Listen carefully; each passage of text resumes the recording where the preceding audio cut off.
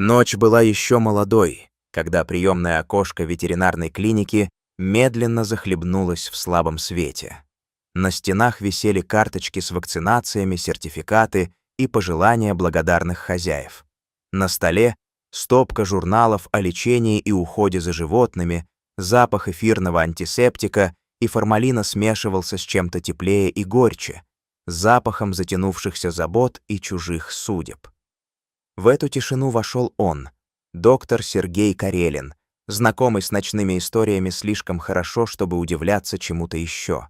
В дверях появилась молодая женщина с переноской. Ее шаги были уверенными, слова сдержанными, и в голосе не было ни капли сожаления. Она просила об одном — усыпить котенка. Называла маленького зверька инвалидом и заявляла о невозможности содержать его дальше. На словах холодно, практически по-деловому, на деле тяжесть решения, найденного, как ей казалось, максимально рационального. Сергей почувствовал, как в его груди сжалась печаль. Запах формалина, всегда присутствующий здесь, казался теперь удушливее. Он вынул переноску, аккуратно открыл ее крышку и посмотрел на то, что оказалось внутри. Маленькое тело с тусклой, свалявшейся шерстью. Большие золотовато-зеленые глаза, полные испуга и недоумения. Задние лапки были искривлены, как будто сложенные неправильно, а хвост — короткий, безжизненно поджатый. По лапам текли корочки и виднелись воспаленные наросты. Взгляд котенка, несмотря на состояние, был живым и просил лишь одного — не оставить. «Он ненормальный», — спокойно сказала женщина, словно завершала отчет. «Лапы кривые, хвост короткий, ничего с ним не сделаешь. 2000 рублей за усыпление, пожалуйста». Сергей не сразу понял, откуда в нем всплыла обида. Наверное, от того, что за этими деловыми словами стояла беззащитная жизнь. В его руках котенок попытался подняться, но не смог. Задние лапки не держали. Мордочка скривилась от боли, губы дрогнули, и из них выскользнула чуть заметная слюна. Он тихо застонал. Сергей тронул мягкую шорстку, проследил линию позвоночника, ощупал лапки. Наросты на подушечках были воспаленными, кожа вокруг шеи и лап красной, как от трения. Возможно, это врожденная деформация, возможно, следствие перенесенной травмы и длительного игнорирования. Котенок повел усы, будто стараясь поймать запах жизни. Еще одна минута, и в голове Сергея созрело решение. Он положил голову котенку на ладонь, погладил его по голове, и маленькие глаза поднялись, полные тоски и мольбы. Ему не хотелось усыплять. Он видел перед собой не инвалида, а живое существо, которое еще могло пожаловаться на свою судьбу, но вполне мог жить. «Я не усыплю его», — сказал он вслух, хотя женщина уже поднялась и направлялась к выходу с тем, что ей показалось легким решением. Он дал котенку 24 часа. 24 часа — это не приговор и не гарантия спасения. Это окно надежды, маленький шанс, который Сергей был готов предоставить. Он аккуратно положил котенка в коробку, мягко застелил марлей и полотенцем, чтобы тело не простудилось, и дал обезболивающее, чтобы хотя бы ночью он мог уснуть без постоянной резкой боли. Тамара, его помощница, зашла на утреннюю проверку. Она заметила коробку и спросила, что там. Сергей пересказал ей случившееся. В ее глазах отражалась та же боль. Как можно так поступать? Как можно оставить? Она осторожно взяла котенка под лампой и осмотрела его так, как умеют смотреть люди, любящие животных. Шерсть была тусклой и сухой, из губ слегка сочилась слюна, лапки явно деформированы. Он тяжело дышал. Тамара помогла Сергею, поддержала идею дать котенку сутки. Решили не ждать, а действовать. Обезболивающее, постель, Тепло, корм, публикация в социальных сетях с просьбой о помощи и доме. Сергею было важно не просто спасти сегодня, но найти достойное место для дальнейшей жизни маленького существа. Сергей сделал фотографии, не скрывая деформации, честно и открыто показывая состояние животного. Он написал пост. Коротко, прямо, без драматизации, но с просьбой о помощи. Он знал, бывает, люди реагируют. Но ведь где-то и война начинается с одного сообщения, и спасение иногда с одного репоста. Котенок проснулся от запаха еды и осторожно попытался подвигаться. Его попытки были жалкими, лапки не слушались, тело дрожало. Сергей посадил его на ладонь и кормил с ложки. Тамара подали теплое молоко, затем немного мягкого паштета. Он цеплялся хвостиком за жизнь, словно каждый прием пищи был мелкой победой. Ответы в сети были скупыми. Пару десятков лайков, несколько горьких комментариев и много слов, но никто не приходил. Люди обсуждали, сочувствовали, но реальных действий не следовало. Для Сергея это было печально, но не смертельно. Он знал, что главное — верить и действовать. Котенок пытался встать и держался на лапах 2 секунды. Это было все равно значимо. В его движениях, в его взгляде Сергей вдруг разглядел бойца. Тамара предложила Сергею отдохнуть, но он отказывался. Ночь и 24 часа подвигают на поступки, которых бы днем не решились. Сергей решил сделать рентген для оценки костной структуры. Возможно, причина деформации — не врожденная аномалия, а что-то обратимое, требующее корректирующего вмешательства, возможно, операция. У Сергея было всего 19 часов, и он понимал, что именно сейчас наступают решающие моменты. Он связался с волонтерскими группами, позвонил знакомым, направил запросы в местные приюты. Пыльное ожидание ответов наполняло время. Комментарии приходили, но дел по делу было мало. Ночью в клинике все казалось растянутым, каждое тиканье часов, как отблеск чьей-то жизни. Сергей осматривал других пациентов, проверял капельницы, измерял температуру собакам и кошкам, но мысли постоянно возвращались к маленькой коробке в кабинете. Свет сменился с теплого дневного на желтое электрическое. Пациенты спали. На улице гудел транспорт, но внутрь не проникал. Процедурная затихла, и только Сергею и Тамаре приходилось вести внутренний диалог между надеждой и бессилием. Сначала пришли сообщения от доброжелателей из соседних городов с готовностью помочь с транспортом, но не было конкретики. Сердце котенка билось чаще, когда он слышал человеческие голоса. Усы дрожали, как струны. Котенок, проснувшись, издал тихий жалобный звук и терся о палец Сергея.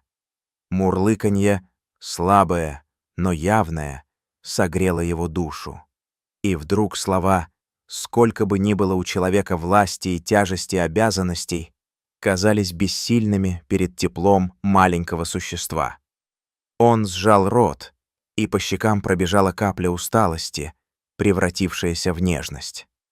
Чтобы перестать надеяться на внезапный отклик, Сергей решил свернуть все, что можно, и посвятить ночь заботе.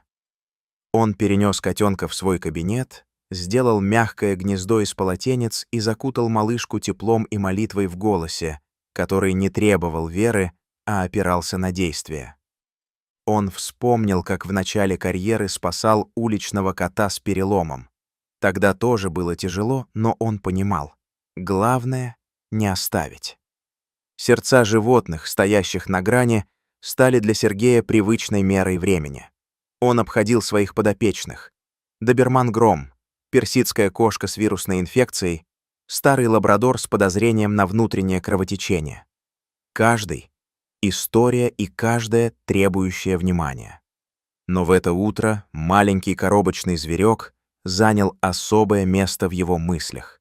Осознание, что один человек может так мало или так много изменить чью-то судьбу, давало Сергею странное чувство уязвимости и силы одновременно. После полуночи он уже не считал часы, но мерил время по дыханию котенка, ровному, слабому, но живому. утру количество репостов выросло, к посту присоединились люди, но никто не готов был взять котенка прямо сейчас. Надежда сжималась и раздувалась, как огонек на ветру. Сергей остается бодрствовать. Глаза красные, виски стучат от усталости, но внутри он чувствует, что сдаться нельзя. Наркотические препараты помогали притупить боль, но воспаленные наросты причиняли дискомфорт. Каждый вдох котенка — это борьба. Он спокойно вздрагивает, ищет удобное положение. Сергей знает, что иногда единственное, что нужно этим животным, это время и внимательная медицинская помощь. Наступает ночь под занавес, когда Сергей, прижимая котенка к груди, думает, что эта ночь может стать последней их совместной ночью. Он снова и снова повторяет себе обещание. Если завтра найдется дом, хорошо.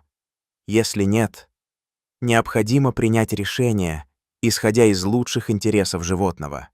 Его голова полна мыслей о том, что на самом деле такое нормальность, и кто вправе решать о жизни другого существа. В 4 часа 10 минут утра телефон Сергея внезапно ожил. Алиса Н. Незнакомое имя сначала, затем сообщение. «Могу забрать. Доеду к вам. Есть опыт с животными-инвалидами». Сердце Сергея на миг остановилось. Опыт. Это слово означало гораздо больше, чем просто слова сочувствия. Он ответил: «Вы серьезно? Когда приедете?» И в ответ пришло: «Еду. Как можно скорее». Сергей не верил своим глазам. В груди было и облегчение, и недоверие. Он аккуратно поднял котенка, показал ему экран с сообщением. Котенок, словно понимая, начал урчать громче. Сергей почувствовал, как напряжение отпускает.